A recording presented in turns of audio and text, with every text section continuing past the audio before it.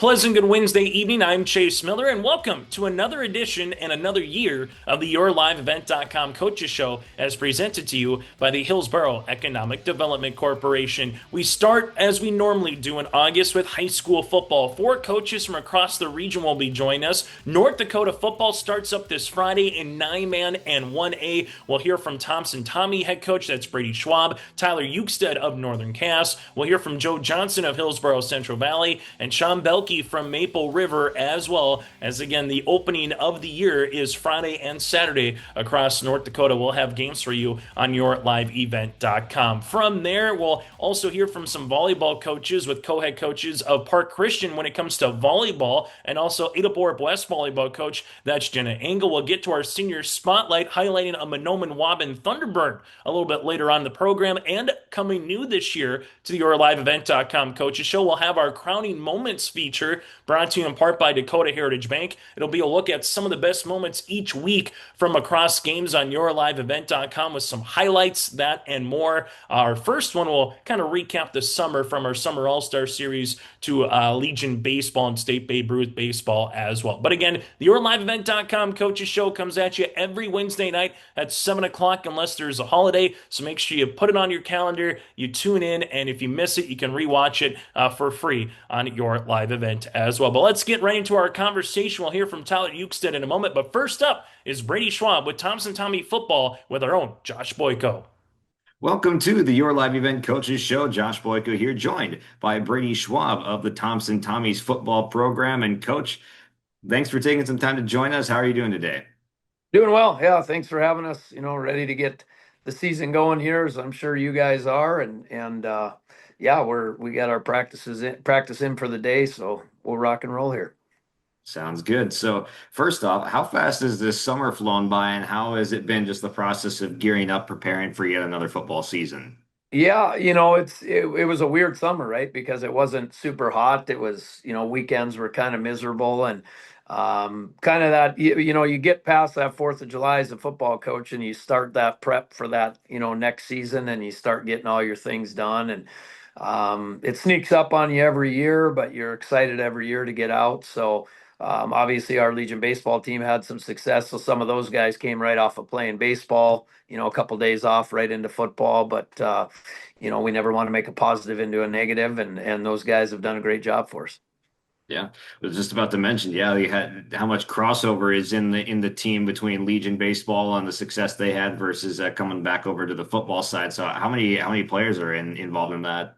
Yeah, give or take, I would say we've got 6 or 7. Of course, our Legion team this year was a little bit older. We had a couple super seniors and a lot of seniors on there, but some of those guys that were rostered but didn't play were still there, right? So they were still gone for those days. But nonetheless, they're back at it, and we've got some kids that haven't been here the past couple of years that are back out, which we're excited about. We're running at 48 right now. We've got a couple kids that are on the shelf just for coming into the season with some ACL recovery and stuff like that. But we're practicing around that 43, 44 every day, which is a good number for us.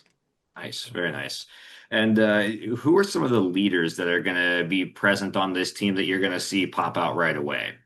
Yeah, so we had a good year in the off season with our weight room with some of our upperclassmen. Cash Danner and Charlie Yon are two names that obviously people know that have started for us for a couple of years, and we expect big things from those guys. And then you get into guys like Wyatt Bergeron. Wyatt had a phenomenal year in the weight room. He's moving a lot better. He's a senior 3-year starter on the offensive side of the ball for us, and we're excited to see what he does. We're going to run Gavin Oster at that quarterback spot. He's a senior. He's played receiver the last couple of years, just out of necessity a little bit, and out of the fact that we had some other guys. So that's been a little bit of a learning curve for our quarterbacks, trying to get them up to speed and get them going, with what we're trying to accomplish on the offensive side. But kids like Noah Hippen, Joe Taylor, Jeremy Tice that haven't played for a couple of years that are good athletes, they're back out, and then of course we got kids that have been here, the Brady Ripplingers and Eli Gemmels and kids like that. So, we're excited about our kids up front. We're still learning in that aspect, but we've got some kids that have played there for a couple of years, and we're looking for them to take a step forward.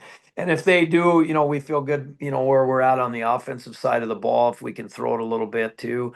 And then on the defensive side of the ball, it's just a matter of learning a new system, and what we're trying to accomplish with that. We've got the basic things down. Now it's, learning the ins and outs of those positions, and we've seen some improvement obviously from day one to today.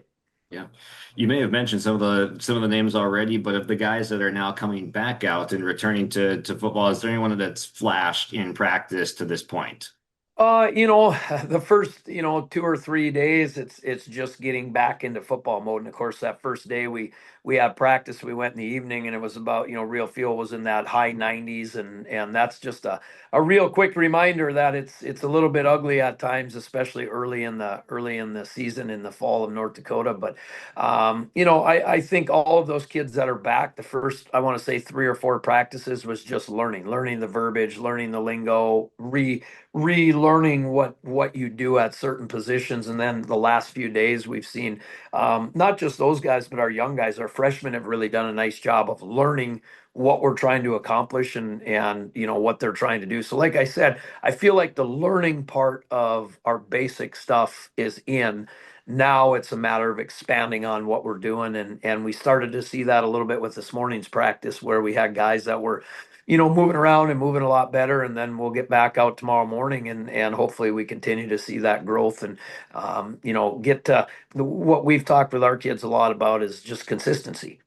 Give us something consistent so we know what to work off of. If you pop off a really great play and then the next 2 plays aren't very good, and then you pop another, we don't really know what we're going to get. We want to get consistent, and then we can improve, consistently every day, or improve every day on that consistency. So that's been kind of our biggest challenge, is trying to mix some of those new guys, those young guys with those older guys, get rid of maybe some bad habits. We're new on the offensive side of the ball with what we're doing. We're new on the defensive side of the ball with what we're doing. So there's a lot of learning with that too. And like I said, to this point, I'm happy with the amount of time they're putting in. And when we get on field, it's the old omelet, scenario where you're going to crack some eggs. It's not going to look pretty at times, but hopefully by the time we get to the 22nd, we've got an idea where we're going and what we're doing.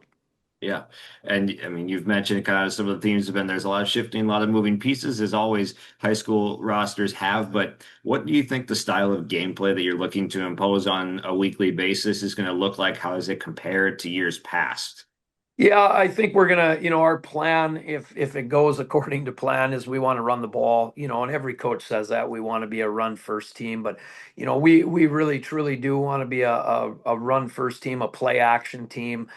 Take your shots when you have an opportunity to take those shots, and then hopefully complete some of those. We took some shots last year, but we didn't complete a lot of those shots, right? And if I'm a defensive coordinator and you're not having any success, I'm probably not spending a whole lot of time prepping for it, right? So that's kind of our goal on the offensive side of the ball is getting on those blocks, welding those blocks, and burying guys, right? And then on the defensive side of the ball, we got to tackle much better than we did last year, and I think last year is a byproduct of us throwing too much at them and expecting things, that probably were a little bit unrealistic. So we tried to get that into a simpler scheme, a more understandable scheme, so that when we do arrive at contact, that we're in a position to understand what we're trying to do. So, those things, I think, like I said, the base install has gone pretty well.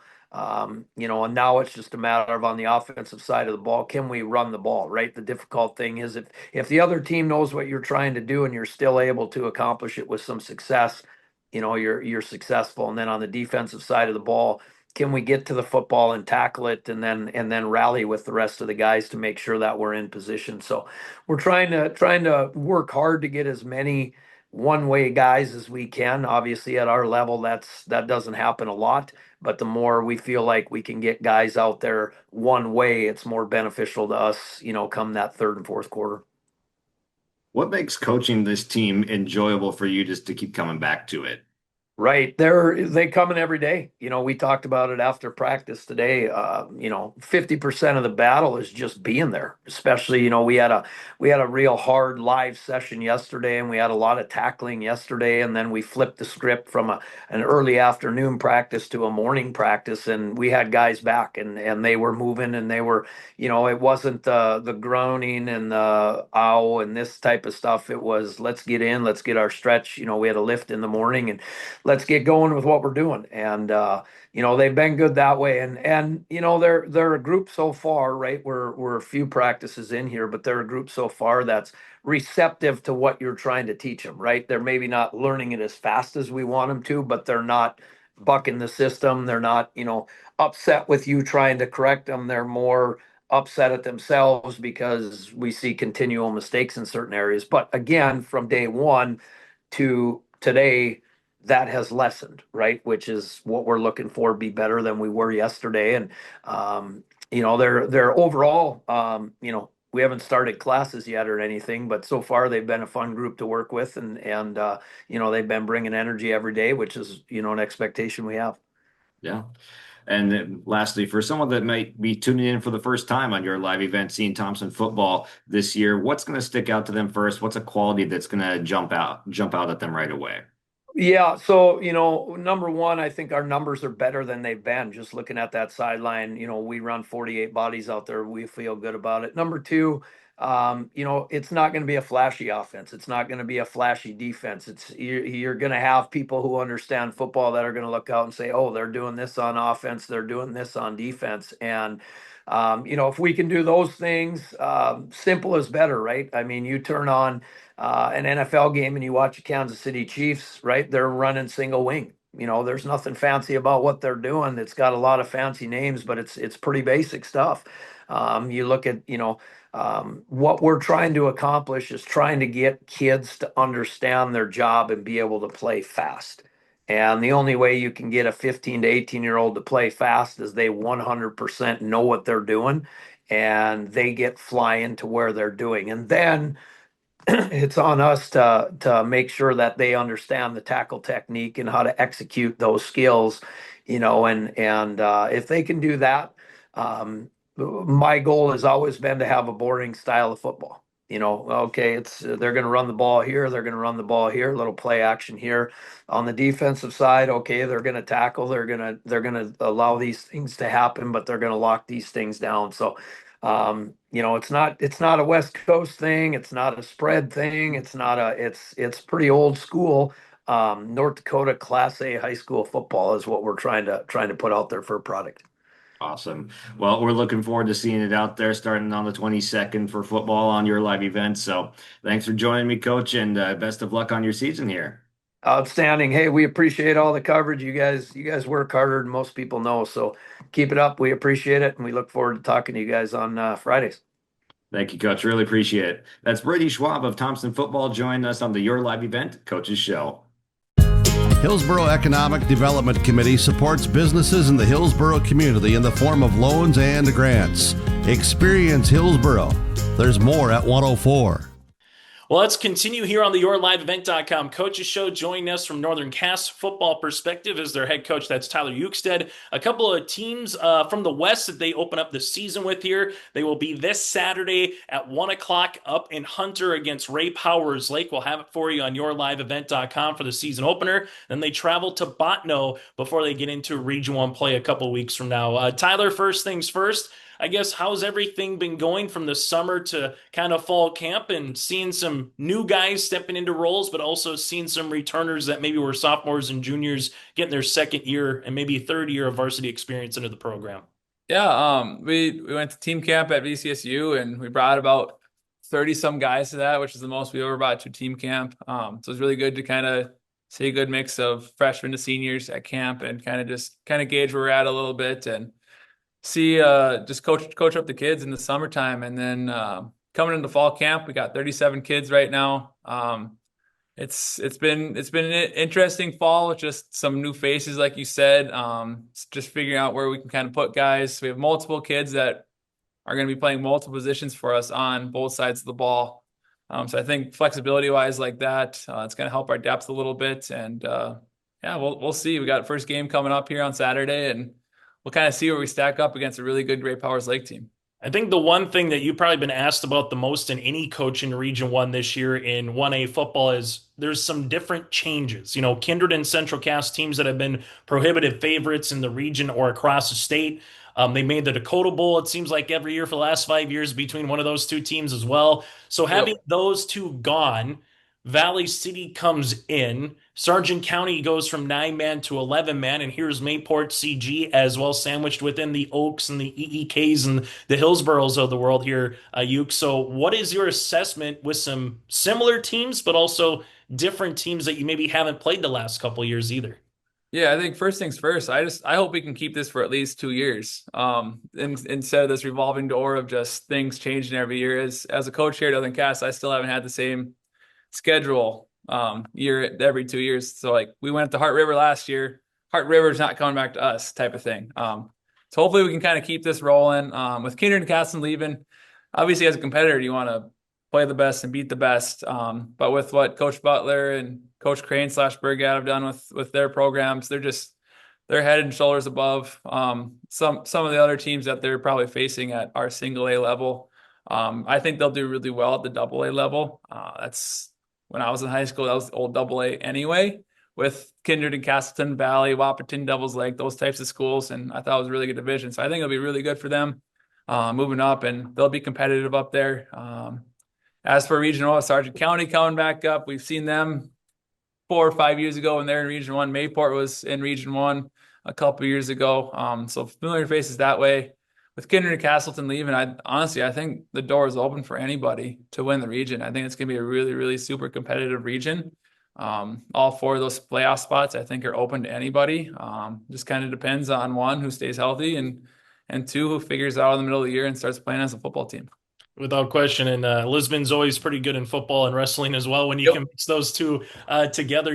I guess before we talk about your team, just teams across the state, I know a lot of people are probably going to circle, Velva, the defending champs, and rightfully so, just with the type of program that they have, kids that they have consistently returning the old. They don't rebuild, they reload every year, Uke. But when it comes to Velva, who might be some other teams, whether there's a squad or two in Region 1 or some other teams across the state that's an early preseason favorite, from a coach's perspective to say, hey, they got a good chance if they can stay healthy and make a run of the Dakota Bowl coming up here in November? Yeah, I mean, you got to put Langdon in there, right? They're obviously powerhouses. Anytime, I mean, they make the playoffs every year, but every time they're in the playoffs, they're going to be in the running for the Dakota Bowl. Coach Rabachka has obviously done a really good job with that Langdon program. You got to add them in.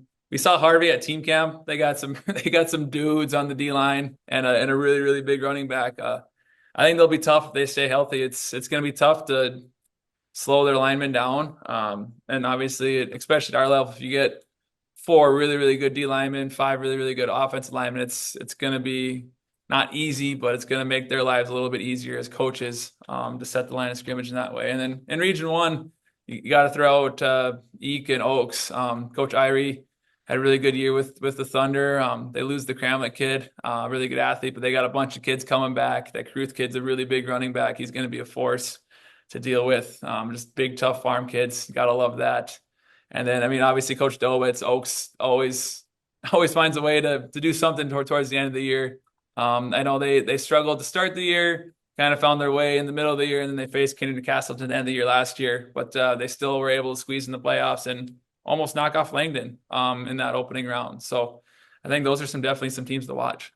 When we continue here, Uke, before we talk about some of the playmakers on your squad this year, let's just go over what do you want to see? What's a coach's mindset?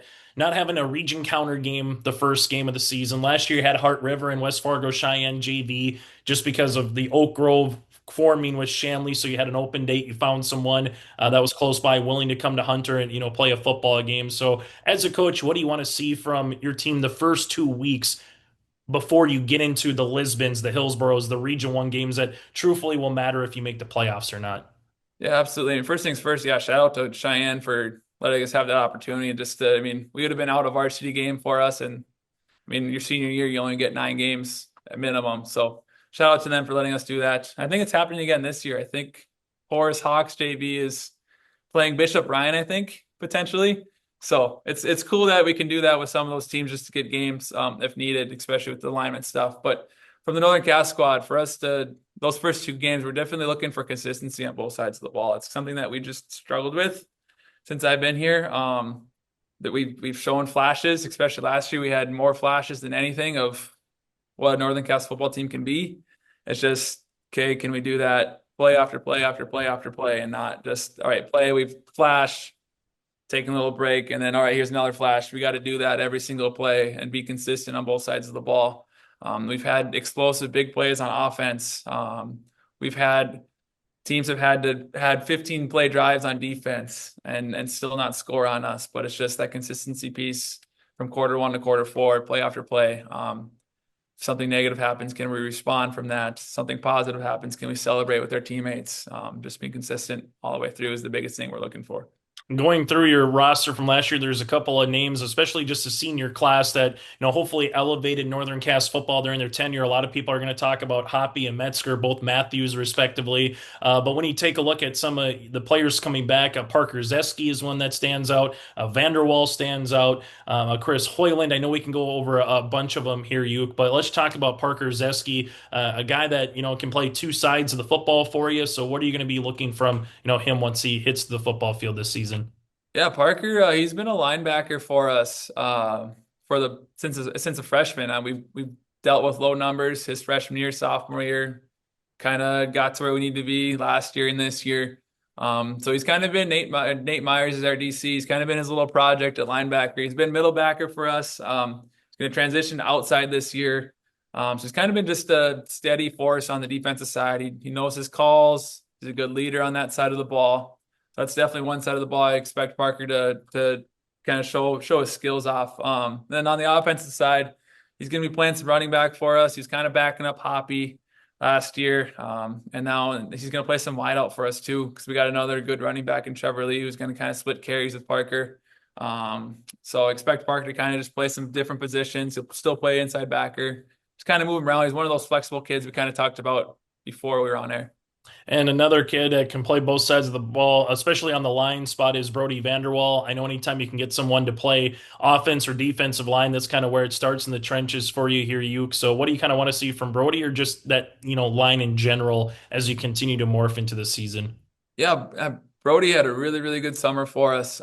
He's just a kid with a high motor. He's a great kid on and off the field. He was a consistent kid in the weight room this summer with Coach Medhurst and Coach Myers, and it obviously shows for it. He moves really well on the field. He's tough. He's strong. You name it. That's what you got with Brody Vanderwall. But just expect him to just kind of be that steady force. He'll play nose. He'll play end. Kind of move him around. He's an athletic kid on offense. He's our center. He's kind of our leader of our line in that sense, making the calls and all those sorts of things that comes with the center.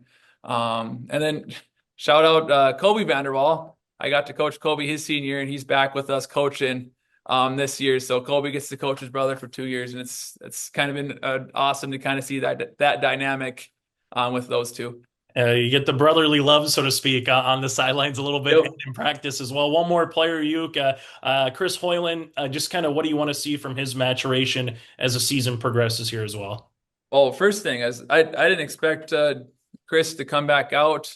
He missed Legion ball this summer due to surgery he needed, and before that in the spring we thought what he needed surgery on was a lot more serious than it was, and then we got great news around end of May-ish that it's not going to be as intensive a surgery as we thought it was going to be. So he's back playing football for us this fall. So that's just awesome news that he can play out a senior year and finish the year with his classmates that he's been playing football his life with. But Chris, he's going to be a force on both sides of the ball.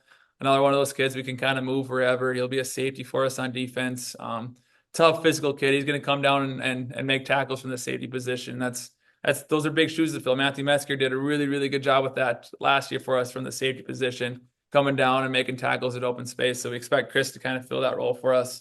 Then offense, he'll play slot receiver for us. He's just a smart kid. He kind of understands where to be in finding green space on the field, and allowing our quarterbacks, Hudson Rachel and Brody Zeski, to kind of find that green space and hit Chris Hoyland over the middle. Final thing for me, Uke, this time of the year, I always like to ask coaches as you get into the season, what's one thing as a coach that you really look forward to on Friday nights? What's one thing as a coach you look forward to opening, a brand new season, so to speak, before you kind of get into that, October grind and trying to figure out where you need to get wins and how stuff needs to, figure out to try to make the postseason?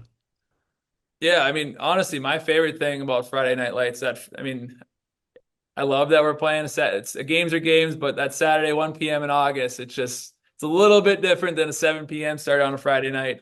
But I just love looking around, seeing the crowd, hearing the noises, smelling the smells, and just that's what high school football is about. So I just really enjoy just seeing what Friday Night Lights is for the community and for the kids. And then what was your other question?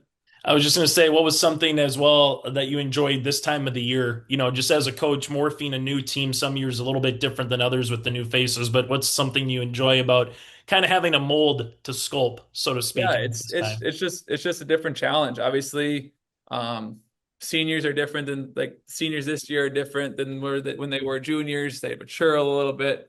They realize that this is their last season, so they're kind of trying to get the team molded to what they want to be, and just kind of figure out different personalities on how kids react to different coaching styles, and figure out what's best for them and how they learn best. And it's just a different challenge every year. Some years you might have a kid that honestly might not even be able to read, and you still got to teach them how to play football. So it's just understanding that every year is going to be unique, and it just kind of keeps you on your toes and gets you better as a coach, and just lets you add more tools to your toolbox so you become better as a coach as well. Hey, Yuke, as always, thanks so much for your time. Looking forward to seeing you here throughout the fall or just having conversations in and around the school as well. And best of luck here for Northern Cass football this season. Yes, and thank you as well, Chase Miller, for having your live event so our kids can be seen and families can watch. So thank you. And again, Tyler Ukestad, head coach for Northern Cass, will have their home opener and season opener on Saturday at 1 o'clock right here on YourLiveEvent.com. If you have concern or questions about the mental health of yourself or a loved one, Trail District Health Unit's Credible Mind platform offers convenient and confidential resources to help inform you about mental well-being. Credible Mind offers 21 different assessments to guide you in your mental health journey, from sleep quality and burnout to anxiety and depression. To get started today and learn about your mental, emotional, physical, and spiritual health, visit traildistricthealthunit.crediblemmind.com. There's more at 104. Hillsboro, North Dakota has everything you need on your next road trip. Food, fuel, fun, and family-friendly activities. Stop by and fill up your tank or grab a bite to eat. Have a blast at Goose River Golf Club, the swimming pool, or one of our beautiful parks. There's even ice skating and cross-country skiing. Take in the sights or stay the night so you don't miss a thing. Experience Hillsboro and see why there's more at 104. The YourLiveEvent.com Coaches Show. Head coach for Hillsboro-Central Valley Borough Football, Joe Johnson, joins us. And Coach, good to be back with you again here for another year as we get ready for an exciting week number 1. Let's take a quick touch back, though, and just look at the opening weeks of practice here to get ready for this first game.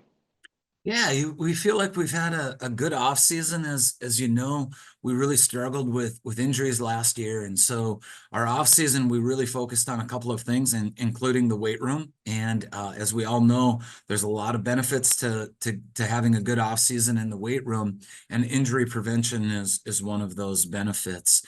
Our guys have been committed to it. And so, even the 2-3 sport athletes lifted through their other sports, which we all know strength helps in all of those sports, and feel good about the strength of the guys coming in.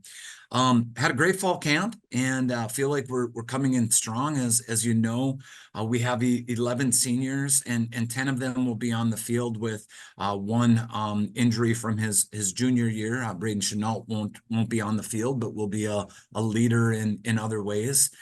Those other 10 contributing in a lot of ways, and one of them fighting a little bit of a shoulder thing. Jamie Lee, who hasn't played, didn't play last year, but is back out this year.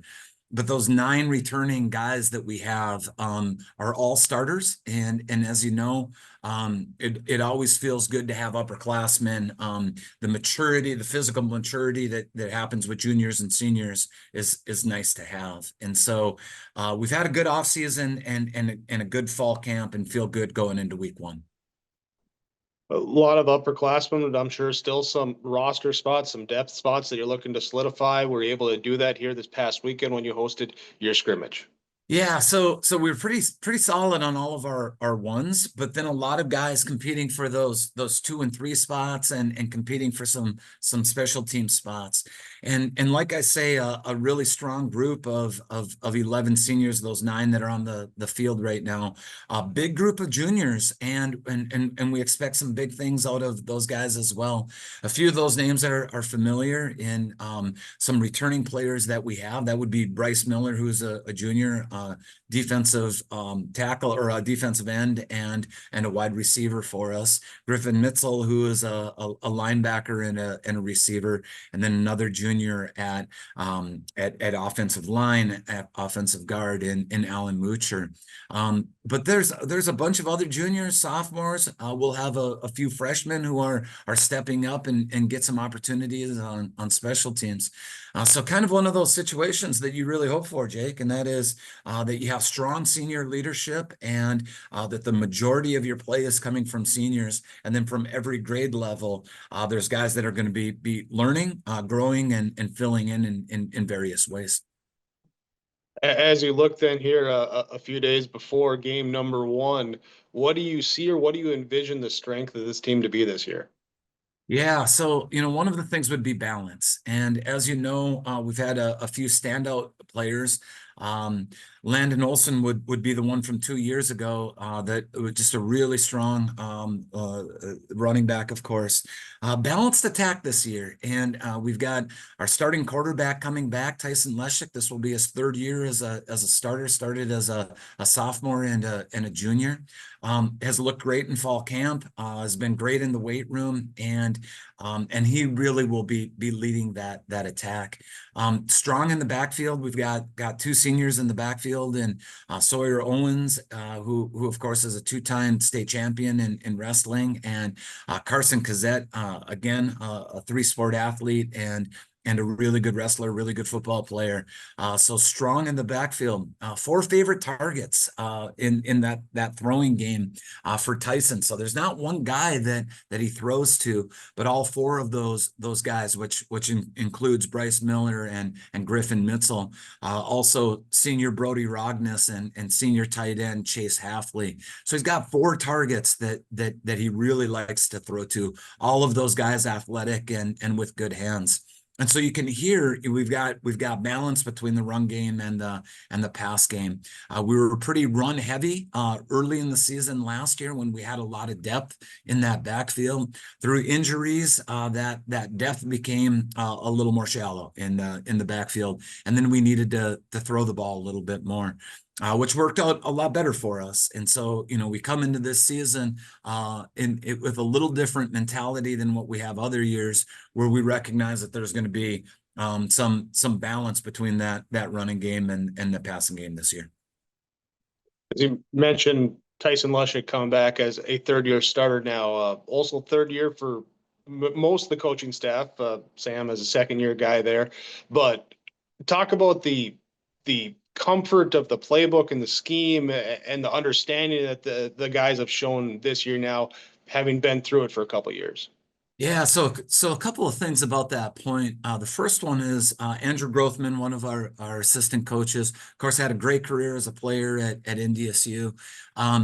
After about 3 days of practice, he said, it's almost like we've had this system for 3 years. And, there really is something to learning a system, learning what coaches are looking for and expecting. And so that would be the first thing, is just familiarity, that the players know what to expect from us. We know what to expect from them.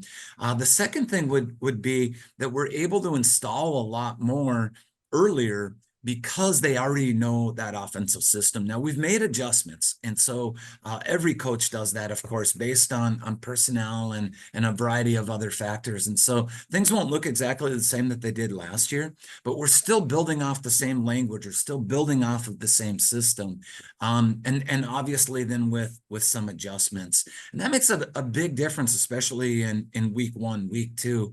To have that trust between coaches and players that is already established, and that was a part of the success of fall camp was we were able to do so much more because they were already so familiar with both the offensive, defensive schemes and systems. Week 1, you host the Grafton Spoilers. Looking back last year, had a big defense and special teams performances in that victory up at their place. As you look at this matchup, how do you think the two teams match up? Yeah, Grafton's an athletic team. There's no doubt about it. And that final score last year looked like we really handled them, but the truth is that game was closer than maybe that final score looked like.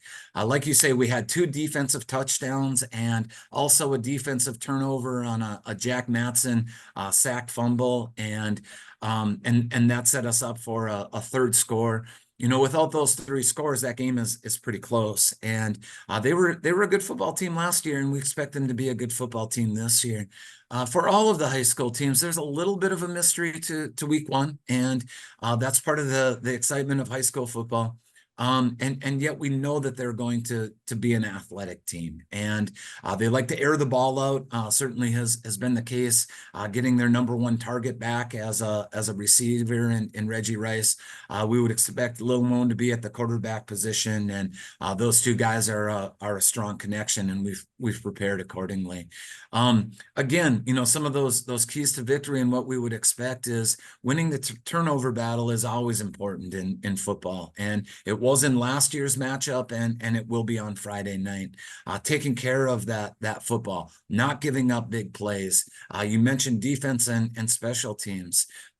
We feel good about our front 4, front 5 on defense, but then also that offensive line and controlling that line of scrimmage and games being won and lost in the trenches.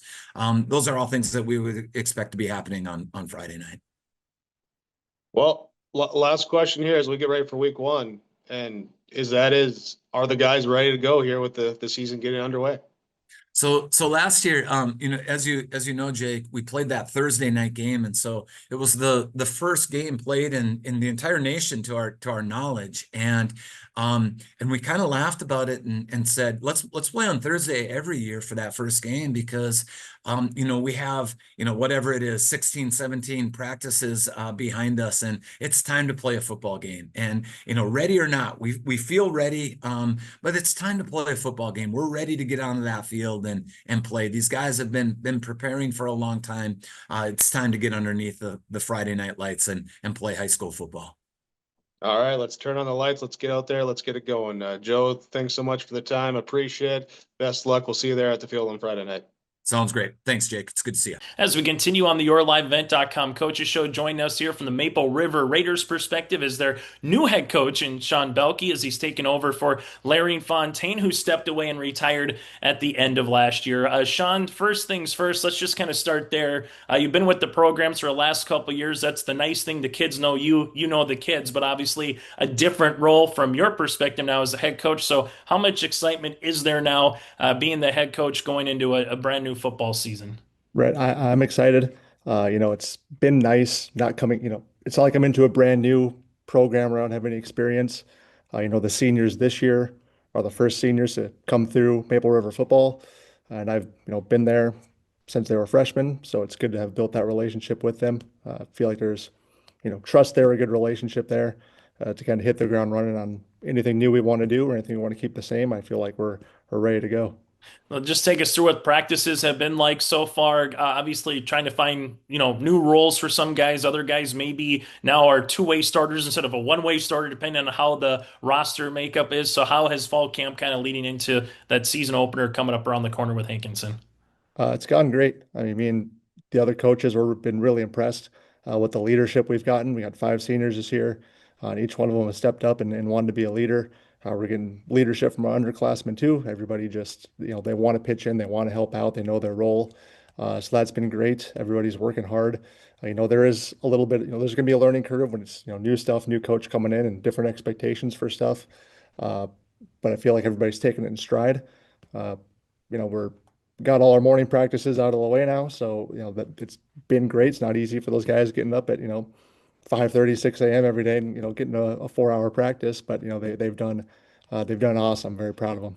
When it comes from a Coach Fontaine to a Coach Beilke team, when folks are going to watch you in person up there in Hope, or maybe they're going to watch the game on your live event or wherever they find a game here, Sean, is it the veer? Is it the spread? Is it man defense? Is it zone, right? Every coach has their own unique stuff, and I'm not asking you to give away the farm, but what can fans expect and what do you want fans to take away from a game, win, lose, or draw, watching the Raiders here this fall? Right.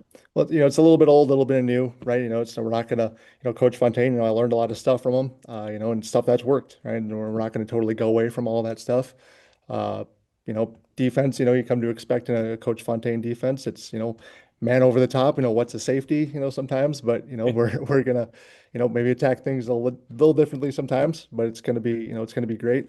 And really it's just about, getting guys used to a new system. I think is kind of the main thing right now. Week one, we got a tough opponent with Hankinson, but if we can come out of that, confident in what we're doing, seeing that it's working, and kind of, be able to see it as a whole season ahead of time, having a good, first game. I think that'll be a good test for us in week one. Yeah, a little different this year too, as you mentioned, Sean. It's a rematch of last year's postseason. Now all of a sudden you're region foes instead of being in a separate region last year. So let's just talk about the makeup of 9-man this year. 40 teams across 4 different regions. Top 4 make it to the postseason. So what's your take as a coach compared to last year where half the games did not matter in terms of postseason rankings, but now every game that you play this Friday night matters to if you're going to make the postseason or not? Right. Yeah, I mean, yeah, that's exactly right. It's every game matters. It's just got to go into that next week. Sometimes if it's, half your games aren't region games, even if you're not saying it as a coach, sometimes there's that thing in the back of, people's minds. Well, does it really matter? At the end of the day, that doesn't count towards our region record. We can still make the playoffs. There's none of that this year. So it's just that mindset of going in every week, you're 0-0. Every week's just a new week. Every game matters. And then, it adds even another layer, with week one, versus Hankinson coming up, we don't have film from this year, but the game matters just as much as all the other ones. So you got to be, careful with some things, but, you got to get guys in that mindset that from the get-go, we're going. It's region play all year. We got to bring our best every single week. Let's go over some of your players here, Sean, and I know we can talk about all of them, but we'll just limit it to a couple here in this interview. Preston Dow's, first things first, just kind of what do you want to see from him this season on and off the football field? Yeah, I mean, Preston, he's been one of those guys, we've relied on him since he was a freshman. When he was a freshman, he started on defense for us, and, the last couple of years, he's worked his way into the offense. Is kind of that next guy up for us as a running back or a wide receiver. And, he's kind of poised to, be one of those main guys this year. And we're excited about it. We know how talented he is and how good he can be. He's one of our leaders for sure. He's extremely vocal every single practice, every single game. Wants to get the best out of everybody. So it wasn't really, when talking to the coaches about, okay, who's going to be captain, right? Preston, or captains, Preston was at the top of the list talking about that stuff. So we're excited about him. Yeah, he's not a guy that gets a lot of rest out there, starts both ways for us. He's on special teams. So all region guy from last year as well. So we're excited for him. As it goes from there to Jonah Thompson, someone that we've been able to see on the football field in Friday Night Lights wearing that Raider jersey in previous seasons. Similar question. What do you want to see from him early on in the season? Jonah's a guy we saw a ton of improvement from last year. Started both ways for us, but mainly we saw that improvement a lot on the defensive side of the ball. At end for us, he finished with 7.5 sacks there. He all region. Maybe he's getting used to maybe a bigger role on offense.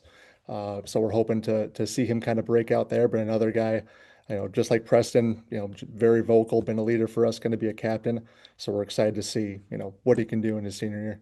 A couple more questions for Sean here. I know it's always fun when you go to a game and hope because the cannon fires. What's one thing as a coach the first couple times that you heard that cannon fire? Because I'll tell you what, it scared the living you know what out of me the first time because I was not ready for it. And it does have a nice little after effect. And if the Raiders are scoring points, it has a little smoky haze and kind of in that valley, so to speak. So what's it like, having a cannon when you run on the field, and obviously when you score a touchdown, hearing that in the background?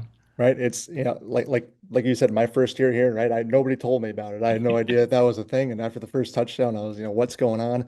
But I think that's one of the coolest, things kind of about our home field is we have that. And, I still even forget about it sometimes. And after the national anthem, it goes off, after every touchdown, it's like you're not even expecting it. And it always just kind of gives you a little jump, but it just, I feel like it's just something to excite the players even more. They want to hear that cannon go off. I think last year, I think T. Sealing scored a touchdown. He ran by the cannon guys and pointed at them, right, waiting for it to fire.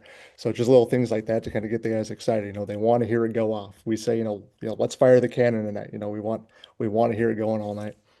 Two more things. You mentioned T. Stilling, and I was just going to mention any of the seniors from last year. Obviously, Carter Bosch, T. Stilling got a lot of the press, but there's guys like Frank Martin who did a lot of dirty work that maybe you didn't see in the box score at the end of the day. So what are some different roles? Because you're not going to face what T. Stilling was able to do rushing and throwing the football, right? I mean, you like to have that next man up mentality and say, go score 5 touchdowns a game as T possibly would here, Sean. But what is the message to the guys any year, but in your message, when you do have caliber players that are all region, all state guys that do graduate, and for T's sake, moving on to play Division II football?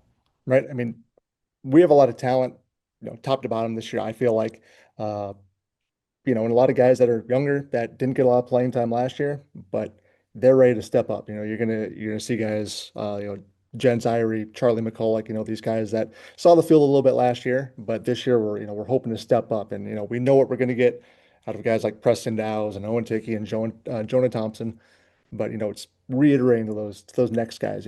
Everybody's got a role, right? We got 9 guys out there, everybody's got a role, and just doing that to the best of your ability. You might not be the guy that goes and scores 5 touchdowns, but I promise, you go out there and do your best, you're going to help us win football games. So that's just kind of what we're looking at from those guys there. Final thing for me, Sean, just kind of a get to know you, whether people knew you were on the staff, but maybe not as a head coach, or some folks will now get to see you as a head coach and get to see you a little bit more as opposition. What do you want people to know about Sean Beilke, whether it's the coach, whether it's someone off the football field? What do you want folks to know just kind of about yourself now being the head guy here for the Raiders? Right. I mean, I'm from the area originally, right? I graduated from Maple Valley. I went and played football at VCSU for a few years, and then now I'm back here. And just really what I want, North Dakota high school football, at the end of the day, right? I'm just, you're looking to get better, better young men out of the deal, right? You want those players to come in and just be better young men than when they came out of when they came to first practice of the year. So that's what I'm looking at. So yeah, I mean, everything else is kind of gravy, but if we can, get, improvement on every facet of, these kids' life from, because some kids need football, right? And if we could see that throughout the year and kind of get them to believe in what we want to do with, teamwork or building that camaraderie, I think at the end of the year, we could chalk up a success there. So that's really what I'm looking to get out of kind of every season here. Hey, Sean, thanks so much for your time. Looking forward to seeing you here coming up for that season opener. Perfect. Thanks, Chase. And again, Sean Beilke, head coach for Maple River. This week's Dakota Heritage Bank Crowning Moments brings you highlights from your live event broadcasts, celebrating standout performances and achievements from our local athletes. These are the moments that inspire us all. Moments of determination, teamwork, and success. Dakota Heritage Bank, helping dreams come true. Sharing our heritage, sharing our future. Schultz, Beckham, and Felber due up here. Rainsbury, pitch number 26, upcoming here in the second. This will be hitting the air. This has got a little carry to it. Way back to the warning track. That ball's gone to right center field. Harper, Schultz, you can touch them all. And the Jets are back within 1 on Schultz's second home run of the tournament. First pitch, swinging is hit in the air to left center field and down for a base hit. 1 run's going to come in to score, and Jack Everson with the go-ahead RBI single plates Peterson. Haymakers 4, Storm 3. The 1-2 from Max. Strike 3 looking. He's got his 10th strikeout of the afternoon. There were several strikes thrown in that at bat that just got spoiled. This one, a looper to short. Throw back to first. They've got a chance. He's out. Nice play. A beautiful pick over at first by Schumacher on the backhanded side. And that is a gem of a double play. Set look back now, the 2-2 pitch, and that one is lined towards left field. There'll be a base hit. They're going to wave around Wolfgrim, the throw to the plate, and it is not in time. And Thompson, post 181, is your Class B American Legion state champions.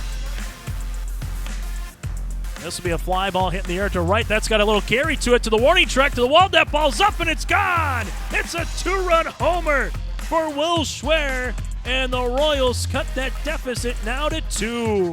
The 0-1 pitch. He will hit a fly ball, an uppercut swing to right, way back to the warning track. It's gone. A 3-run homer for the Jets, and clear the runway. Here comes Jack Joyce into your living room. It's a 3-run shot, and Fargo has taken a 4-3 lead. Go with the heater, or does he go with the off-speed? 2-2, swing and a miss. It's a perfect game for Mason Palmer. His 11th strikeout, and the Devil's Lake Storm on the back of Mason Palmer's pitching performance. 21 up and 21 down. Kindred down to their final 2 outs here of the season. The 0-1 pitch is lined. They get one there, a chance for a twin, killing in time, and the Firebirds are moving on. No balls and a strike here to Broughton. Broughton hits one on the ground. This one goes to Ebling. Ebling across the diamond, and the Fargo Jets are your 2025 state champs in North Dakota. He has 3 more to work with.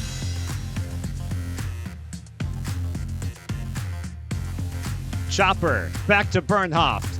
To first base, the Pirates are your Babe Ruth state champions in North Dakota. Congratulations to Park River, 2025 state champions. And the pitch here from Vetter. Swung on. That's going to be lifted to center. Center fielder's got a long way. That's going to go to the wall again. Scoring Upsall. Here is Troftgruben at second. And he's going to go for 3. And he's safe at third. 3 triples in a row here for Park River. 2-1. Hit in the air. That's to right. This could spell trouble. The right fielder comes across. Caulfield can't make the play. Farstead delivers the go-ahead run. And look at Farstead run. He's on his way to second. On his way to third. It's a stand-up triple here for Farstead. And the Senators have erased a 7-run deficit and taken 8-7 lead. 3-1 coming in. There's a fly ball. Center fielder going back. That's going to sail over his head. That's going to go to the wall. And Nitschke rounding second. He'll go to third. Gettle at second.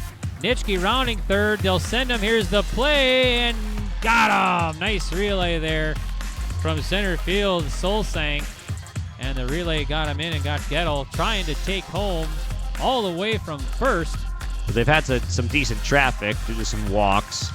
This one lined over the shortstop, Omdahl. There's going to be a play at second base. The throw. Oh, my goodness. What a backhanded pick. Unbelievable web gem. Kept the foot on the bag. The throw was off by feet, it seemed like. Here's the 0-2. Fly ball in the air. Getty giving chase. Does it again. Getty to the warning track. And this one is going to one-hop the wall one more time. Getty's going to play this. They're going to wave the runners around as Maggio's looking for a triple, and he will be in there. It's a bases-clearing triple for the Haymakers as they take a 3-0 lead.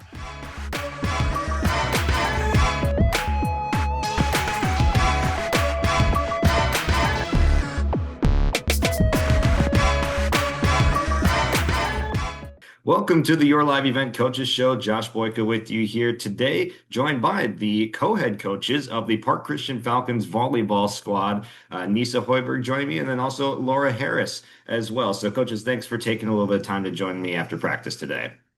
Thank you. Thanks for having us.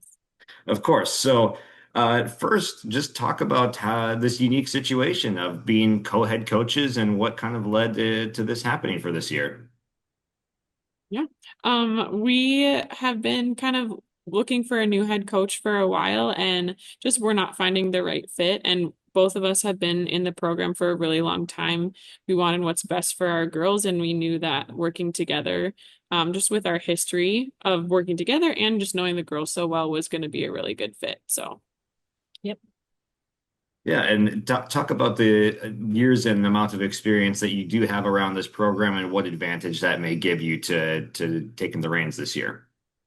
All right. Well, I've been in the program about 10 years, a little over 10 years. I've been an elementary coach, junior high coach, high school coach, and as a parent. So I've kind of seen the full circle of everything. And so, yeah, it's been fun to watch the program develop. And I think I've had like 4 head coaches and I've learned a lot from every single one. And so it's kind of fun to be able to put what I've learned from everybody together in with Nissa, who was actually a player when I first started. So it's kind of fun for that. Yeah, it's very full circle for me. Like Laura said, I played here in high school, and I have coached JOs here. I ran the junior high program here for a while. So this is year 7 coaching for me. And it's just really special to have worked with my girls for so long and have built that relationship with them and seen them grow over the years too. So. Yeah. And with that experience, you've kind of seen the pipeline of prospects and just players that have been able to develop through this program over the years and some pretty decent teams. So what's in the pipeline right now? What's the current state of Falcons volleyball? Well, I think we have a handful of returning starters. I mean, we're still in the process of figuring out our lineup, but we have a couple girls that got a lot of varsity playing time last year. And so we're going to build on that. I think our strength this year is going to be passing and defense and just keeping the ball alive and just having a lot of heart and determination and kind of playing the long ball. We might not win a lot of matches in 3 sets, but we hope to go to 4 or 5. And then with their conditioning and just ball control, we're hoping that we'll be able to win those games. Yeah. I'm excited for the joy in the gym as well. There's been just a lot of fun that we've had already. And I think volleyball is a sport that if you have a lot of fun playing it, things can go super well. Mm-hmm. And with a handful of seniors, as every program has moving on throughout seasons, how are those spots going to get filled this year? Who's up next in those spots? Well, we have 7 seniors, and obviously in volleyball, you can only have 6 people on a court. So not everybody is gonna, and at the varsity level, you don't get equal playing time. But I also feel that the girls know their roles and they're not just in it to get court time. They're in it for the experience and the relationships and because they love the game of volleyball. So, you know, that we're always trying to figure out a way for people to get on the court, but we're also wanting people to figure out ways to lead when they are not on the court and being an encourager and building relationships that last more than the season. So I guess that's kind of our focus, and it's not just this year that we're emphasizing that. So it's been in our program. So I think the girls already have bought into that. Mm-hmm. Yeah, for sure. Are there any players or skill sets that you've seen over the summer or expect into the fall season here that you've seen really click or advance, progress throughout this last off season? Yeah, our girls are super hard workers. So we have quite a few who have put in a lot of work over the off season. We have really great defense, like Laura talked about. So we have a couple juniors that have just super solid defensive skills, and then we also have just some returning stronger hitters, and then a couple juniors that will be power hitters for us as well. So yeah, a lot of them have taken the time and effort to build their skills in some junior Olympic type programs and some elite type competitive programs, and they've been able to hone their skills a little bit more than other people who are in a 3-sport type athlete, which also there's advantages of when people are in a 3-sport athlete. So we actually have like the perfect fit of people who have focused on volleyball and people who are just athletic in general. So yeah, I mean, we're just trying to put the pieces together. Honestly, I think there's 9-10 people that we could put on the court and we'd end up with a similar result. It's just trying to figure out who's going to blend best with each other throughout the whole length of the season. Mhm. And our matches being played in the newly built gym now, right? Yes. So for Nissa, I guess, as someone that played earlier in Falcons volleyball history, what's it like seeing the progression of just being into that new environment now as a coach? Yeah, it's definitely different. It's not as nostalgic for me. Yeah, our new gym is super fun. It's really, really loud, really big, really bright. And so that's just fun to like walk into the gym and like be able to play in such a big space. I think our girls, like the first couple times, they're like, whoa, this is so different. But like the energy when the fans are in the gym is super great. And it's just, we're really blessed to be in such a nice space. So Yeah, I know the Booster Club invested in the scoreboard so we can do some graphics and fun stuff like that. And I know the girls really like that kind of an updated feel of like we can put different things on when we do a good play or when we're doing lineups and stuff. So I think, that makes it more fun, not just for the players, but for the spectators and everybody. So Yeah, I've been able to see that in action for basketball already, and I'm looking forward to seeing it for volleyball. And it's coming up right around the corner here. So what's on tap for you guys? You said you had a scrimmage coming up Friday, right?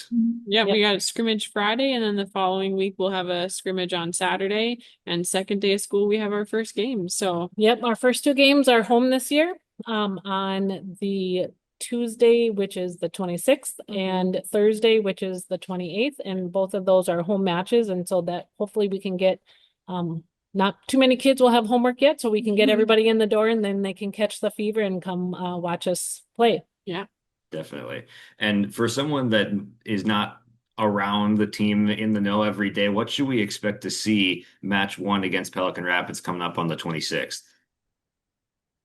Well, I guess we'll know a little more on Friday, but I do, we've had coaches come in and do some camps, and then our natural observation is that we feel that our strength is going to be able to play the long ball, that if we can just keep sending the ball back, it doesn't have to be perfect. It doesn't have to be a pass set hit every single time. It doesn't have to be a pass set kill, but if we can keep sending the ball back, and frustrating the other teams by digging the ball up and just getting it back on their side, let them make the mistake. I think we're going to end up, it might take us a while to get to that point, but I think it's going to build the girls' confidence. And then with that, we're going to get more points and go 4 or 5 sets and realize that that's not a bad thing. It's a good thing. And that, we're here to play the game and just keep, being impactful like that. So I think just knowing that we're going to probably go 4 or 5 sets and that's okay, and not to have that stressful or frustrating, but that's okay. And lastly here, what about the game of volleyball keeps you coming back to wanting to just develop and foster the development of these players? I think for me, it's such a team sport. Like, you have the different positions, setter, middle, outside, your back row players, and each of them kind of have distinct different roles, and you need to figure out how those big differences work together. So I think that's really cool, is helping our girls work together as a team. And when that teamwork happens, like there's a lot of energy that is created in the gym that's just super fun to watch when all those little pieces come together to get a big kill or to get those hustle plays that are so fun to watch.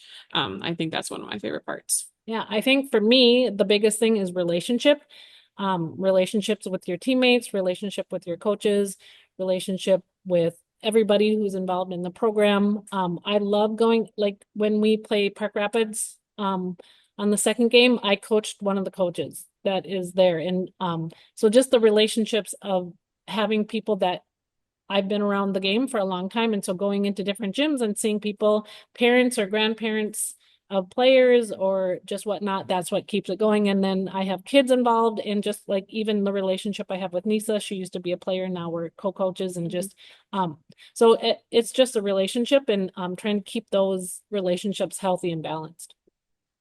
Awesome. Well, thank you guys for both taking some time to stop by and fill us in on a little bit of a Falcon season preview. So we're looking forward to, we'll be there for Pelican Rapids on Tuesday, August 26th. So thanks for taking the time to join us, and we'll see you then. All right. Thank you, Josh. All right. That is the Your Live Event Coaches Show with Coach Hoiberg and Harris. Join us here on yourliveevent.com. Live, work, and play here in Hillsboro, North Dakota. The Hillsboro Economic Development Committee can assist you with information and a support for business and housing. Experience Hillsboro. More at 104. Hey, let's get our preseason previews conversations underway with the lights behind us. It's kind of like we got to get things done mode here today with Janna Engel. She's the head coach of Ada-Borup-West Volleyball. Cougars getting ready to get the season underway. And in fact, you're going to get some scrimmaging going on before the season opener. But let's just start by talking about your squad. Last year played in the section final and had a good run. Injuries you did it with some lower numbers. But you've got some talent returning as you begin this new season. Yeah. We have 25 girls from 9th through 12th grade out for volleyball, which seems like a low number, but the ones who are out have really embraced, the fall season. They want to be there. Most of them have put in a ton of time this summer. I have, from the team last year, I have, if quote unquote, 6 returning starters. Right. It's and 9 returning varsity letter winners. So we've had a lot of seasoned players. We will be very senior led. We have 6 seniors that, they're, it's like a double-edged sword. They're embracing their last season, but they're kind of sad because it's their last season, but they've kind of taken the reins, and they're leading by example and putting a lot of effort into practice this week, and it's been fun to see. Kids put a lot of time into volleyball season. You look all summer long, you're doing stuff, and the others that go and do more outside of it, and then are also doing basketball and are also doing summer softball, whatever. There's a lot for the kids to be involved in. You got a lot of multi-sports. Looking at your top 2 right out of the gates would be what you had from last year when you're going into it. A couple of Division I recruits that are back with Melena Severson and Morgan Engel, and it kind of starts right there with them. Yeah. They are our team leaders with a few other seniors, but they they're hungry for that. Their goal is always we want to go to state. We've, as little kids, they've gone to the state tournament watching, and they have not gone as participants. And so that's kind of a big deal for them. And, they've, besides our school ball, they put in a lot of extra hours with club programs and just, many, many hours. And, I wish, people who, maybe are like, why am I not performing like I thought I should? It's like, if you look at these 2 girls, they've put in a ton of extra hours. And that's just the tip of the iceberg. You've got others that put in a lot of time, and other seniors, like you mentioned, you're senior heavy, but, Adrina Egan, another one that saw great strides last year. Yeah. She, we had some injuries, or I shouldn't even say injuries, just kind of nagging pains with Melena, and so she didn't play in a tournament. Audrina had to step up, and she did. And then when Melena came back, it was both of them, and then with Morgan being very, it was a fun offense to have. And then Avery Johnson coming back as she started as our libero last year. She'll be doing that this year. They've really embraced to be able to run the offense they want. They need some passing. And so the rest of the team has really stepped up in a passing role, and the summer has embraced some just passing technique and knowing that that's how they're going to punch their ticket. It takes a lot of kids to need to buy in, right? I know you talked about the buy-in last year, and you saw what that did, and so hey, the goal that nothing has changed that way. No.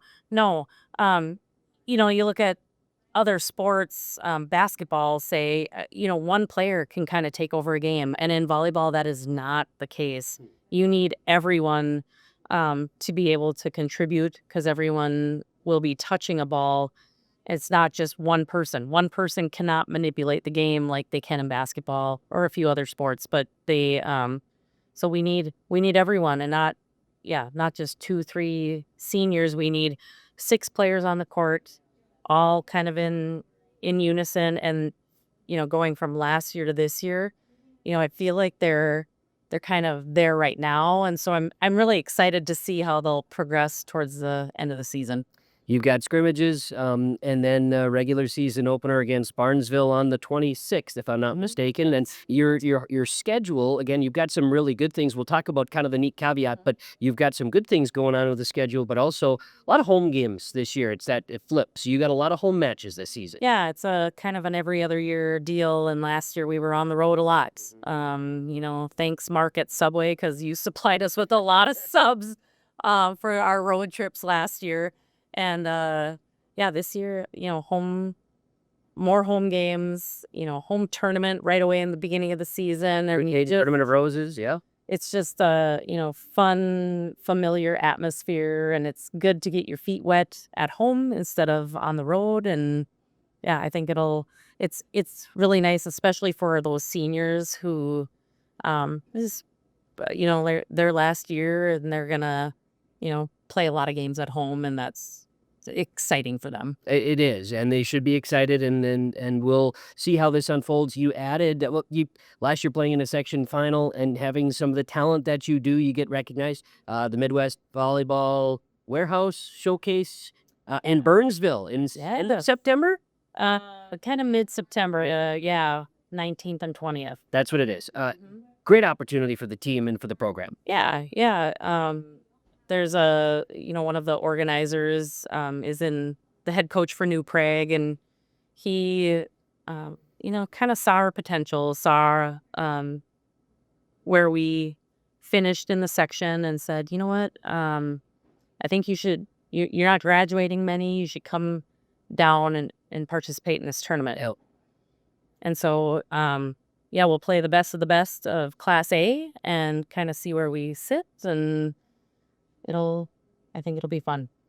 September is going to be a busy month for you personally, and I didn't even prep you for this, but Janna Engel is going to be in the Hall of Fame in 2 different situations this year. Really cool, and I know I've told you that personally before, but hey, really cool. The Ada-Borup-West Hall of Fame that weekend. That weekend. And then the weekend after, probably, I don't know if you could, and I'm not expecting us to go in too deep. I think the next weekend will be maybe even more meaningful when you're going into the NDSU Hall of Fame for athletics as a volleyball player. Janna, Ribke, Engel, super cool stuff. Yeah. Didn't expect either one, and when the Ada-Borup-West one, I thought probably would happen eventually, but it's a fairly new honor. So you just don't know when that's going to happen, but thinking I was young, but maybe I'm not so young anymore. But so figuring that one would happen sometime down the road, but the NDSU one was kind of a surprise. You just never, you don't think you're the good one on the team, and we had a really good team, and being inducted into that as a setter, so having still some records assist-wise, and the reason being is because my hitters were so good. Of course, and you're going in with former presidents of the university, former NFL players, pretty cool stuff. And so we'll talk more about that in depth as we get closer. Yeah. Somehow we'll find time for that. I don't know how, we'll figure it out. It'll all happen just because. But exciting times. Coaching staff back, you got some differences, some nuances, mostly on money back? Mostly additions. So back is Amy Johnson as our JV coach and Elena Wagner as our C-team coach. We have a new addition with Maddie Steen. Oh, good. She's going to be our volunteer assistant, kind of helping where we need her to be. She's a former player, a 2023 grad. And she's currently getting her Phy Ed and Health degree at Mayville State, and then doing like a coaching minor and wanting to coach. So she also does some softball coaching in Mayville. Okay. Yeah. Very good. But wants to be in this area, and she's a go-getter and has has won really hard in program, yeah. Yeah, and so it's great to have any extra body in the gym to help with the girls. It'll be an exciting season for Ada-Borup-West volleyball as Coach Engel talks and shares on that. It'll be a busy stretch, no question about it. You're looking forward to seeing how the team grows. Yes, I'm really excited. I mean, this is kind of a fun year. Very, usually you have a few in each at each grade level where there's always, it's sad to see seniors go, but there's always somebody coming up. And this year is kind of a little nuance with being so senior heavy and and having, not just one good player, but having multiple really good players. I really hope they stay healthy and have a successful season. Janna Engel, Ada-Borup-West head coach for volleyball, joining us on our preseason previews, the Coach's Corner. Janna, thanks so much. Appreciate it, and we'll talk this season. Sounds good. Thank you. Don't be fooled by that beat-up old cap. Its faded crown represents the tireless work of America's farmers and ranchers. Its sturdy brim, their dedication to providing our nation with a safe, affordable food source. So we'd like to tip our hat to them. Farmers Union Insurance, protecting those that protect America's food source. Visit with Ryan Opdahl, your local Farmers Union Insurance agent in Hillsboro. Stay up to date all year long with your live event from our social platforms with X, Facebook, and YouTube. From the latest coaches show to watch game broadcasts back on demand from earlier in the season. Search your live event on YouTube and hit subscribe. Outside the three-point arc. Pick and pop here with Spaeth into the left side corner. Three, good! For the complete and most up-to-date schedule throughout the year, head to our website at yourliveevent.com. It's our Your Live Event Senior Spotlight today with yourliveevent.com and R&J Broadcasting Incorporated. And McKenna Bjerk is our Senior Spotlight for this week. McKenna, thanks for taking some time to chat with us.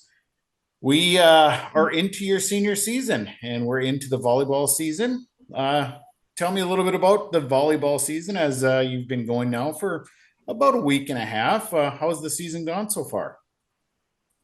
Yeah, it's going great. We have a really good team dynamic this year, and really excited to get into our first game next week against Crookston. I just think that this year is going to be a really good year. It just has a really good vibe to it. The team's just really close and really working hard together, and just I think it's going to be a really good season. I'm excited. Now, this year, 9 seniors on the team, including yourself, and 9 seniors that you've come up with here throughout the volleyball years. What's it like this year playing with all of your friends, those 9 seniors? Yeah, it's so much fun. We've been playing together since like 3rd grade when we do these volleyball camps together that the head coach would put on. So it's just really fun seeing everybody kind of develop as a player and, just grow up in the sport really. And now, we kind of reached the end of it, and it's kind of sad thinking that we won't all be coming back next year, but it's just been really fun and everyone's been working really hard. Great. So tell me, what are some of the goals this year for your volleyball team? What are you reaching for? I think we're just kind of reaching for as much as we can grab. Our coach has already talked to us about before every game this year. She's going to, have a list of goals for each individual, whether it be, communication goals or just, not slipping up once we've kind of gotten ahead of the other team. But I think it's just, I think our main goals are just kind of working hard and, reaching for whatever we can take. Awesome. And you've already been involved in a scrimmage this year earlier. In fact, you'll see several different teams scrimmaging this year. I'm sure it's kind of fun to see some different teams here before the season gets going. It is really fun. Yeah, it's good to see some competition, especially for our younger players, you know. Some of them have never seen that level of varsity before, so it's really good for them to get a little taste of what the competition's going to be like. Getting away from volleyball, you're starting your senior year in high school as well. Tell me about your feelings on that. The big dogs in the school. How does it feel to be a senior entering the school year? Yeah, it's awesome. It feels so good, you know. We get to make all the decisions and really just kind of, you know, create a year for ourselves and create kind of a legacy that'll be passed on for years to come. And I think that we're just a really good group of seniors, and I'm excited to see what kind of legacy we leave and what we leave with the school. What are you all involved in at school? I know you're involved. Well, obviously, I know that you're involved in a lot of things. But what are some of the things that you're all involved in? Yeah, I'm involved in student council, National Honor Society. I do FCA and Knowledge Bowl. What else? I'm involved in jazz band, and I've taken part in a lot of honor bands. And yeah, just honestly, anything I could get my hands on. So, how do you keep it all straight? Okay, you got volleyball, you got all these other things, you got schoolwork. How do you do it? A lot of organizing, you know, whether that be making lists of, okay, I've got all these classes and I got to get all these things done, but you know, really just keeping it all kind of together and staying organized. You know, just mhm. Sure. What kind of classes do you have this year? What are you all taking class wise? Yeah, so I'm in advanced math 2 and physics and advanced careers. Hoping to get into a design tech class and band, obviously. So just a really good schedule this year. I'm really pumped up for it. Excellent. It sounds like it's lining up to be a fun school year. What else? What else are you involved in outside of school? What do you like to do when you're just out having fun? Yeah, I really like to do anything. I love going to movies with friends, and I like me and my friends especially went to a lot of fairs this summer, which was really fun. I love being out on the boat and four-wheeling and, you know, just really being active. But I also have a lot of different hobbies. I like to write and to paint. And so just honestly, I'm good with whatever. Okay. Now I know also you're involved with golf. You guys had a very successful golf year last year. Talk a little bit about last year's golf run going into this year. Yeah, we had a lot of fun in golf last year. We did really well during our season, did really well at sections. One of our players, Isabella Schlick, went to state, so that was really exciting to get to see her uh, kind of further her season. But yeah, just a great group of girls and really fun coach. You know, Derek Oz, he does a great job making it fun for everybody. And really, you know, golf is one of those kind of forever sports. So it's really fun to be involved in it and just kind of, you know, develop a relationship with other people that love the sport, and just a lot of fun. So senior year this year, what's the plans moving forward? What's in the future for McKenna Bjerk? Yeah, right now I'm planning to go to NDSU and major in architecture, and so I'm really excited about that. And just kind of, I hope to be really involved at NDSU and maybe further a career in volleyball in any way I can, and golf, and just, you know, just lots of exciting things. So first volleyball match coming up here. What's the preparation routine? What do you do to get ready? What's kind of your routine?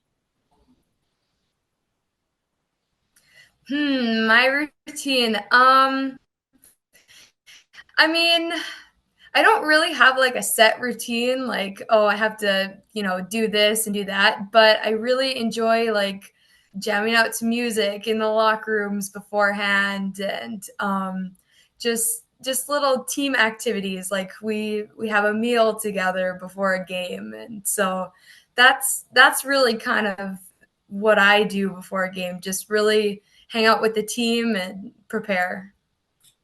Well, McKenna, I certainly appreciate you taking some time to visit with us here for our senior spotlights. Congratulations on what's been a great high school run so far, and best of luck with volleyball. Best of luck with your senior year. That again does it for the YourLiveEvent.com Coaches Show. Make sure you join us every Wednesday night starting at 7 o'clock for another edition brought to you in part by the Hillsboro Economic Development Corporation. I'm Chase Miller. Thanks so much for tuning into our broadcast, and we'll see you for another show as we put a bow on the month of August next week on the 27th here on Your Live Event.